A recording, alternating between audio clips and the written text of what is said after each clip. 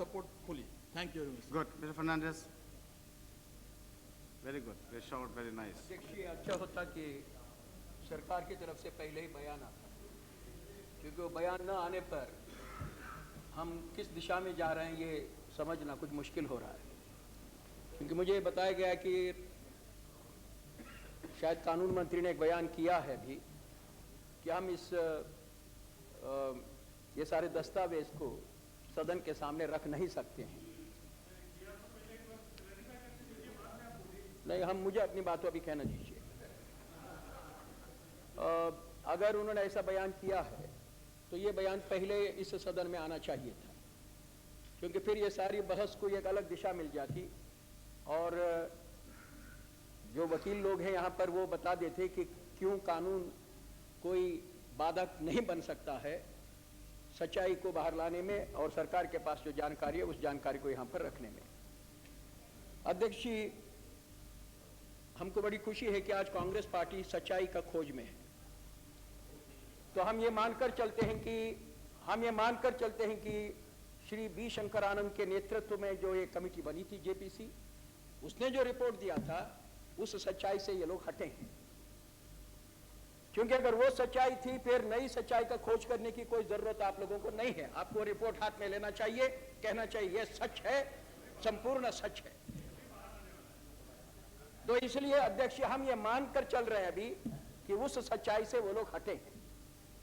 यहां कुछ ऐसी भी टिप्पणियां हो गई कि एक प्रधानमंत्री जेब से डायरी निकालकर 15 दिन में लाने की बात करेंगे करके कहकर प्रधानमंत्री बने। अगर वो नहीं बने होते आज ये बहस के लिए हम लोग यहां नहीं खड़े होते, ये भी सच है। वो बन गए,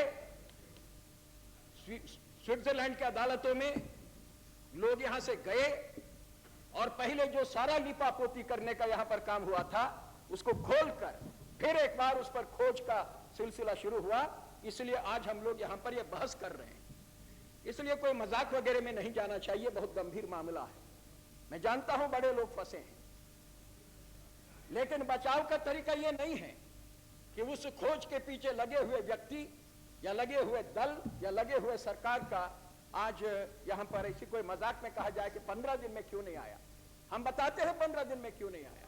एक तो लोगों को मालूम नहीं था कि अदालतों का मामला किस तरह से होता है, एक तो इसलिए नहीं आया। लेकिन केवल इसलिए नहीं, स्विट्जरलैंड की अदालतों में नीचे की अदालत से सर्वोच्च न्यायालय तक एक नहीं दो नहीं अध्यक्ष 6 बार अपीलें हुई हैं। किए हुए लोग कौन है?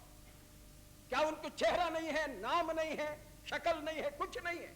कौन लोग है वो? एक आपका मंत्री 1992 में आपने एक मंत्री का बलि ले लिया। वो मंत्री क्यों गया था वहां? वो डावोस जाकर बिना तारीख, बिना नाम, बिना दस्तखत वो दस्तावेज, वहां का जो विदेश मंत्री था उस समय का, शायद आज भी है वो, तुम उनको क्यों दिया था? उस दस्तावेज के साथ आपके विदेश मंत्रालय ने एक चिट्ठी लिखी थी जिस पर दस्तखत थी, विदेश मंत्रालय के अफसर की दस्तखत थी कि प्रधानमंत्री पीवी नरसिम्हा राव के ओर से यह दस्तावेज हमारा विदेश मंत्री आपके यहां देने के लिए आया। तो अध्यक्ष जी, अगर समय लगा तो ये सारे प्रयास चलते रहे बचाने के। किनके तरफ से वो गए थे विदेश मंत्री? किनके तरफ से गए थे? माधव सिंह सोलंकी।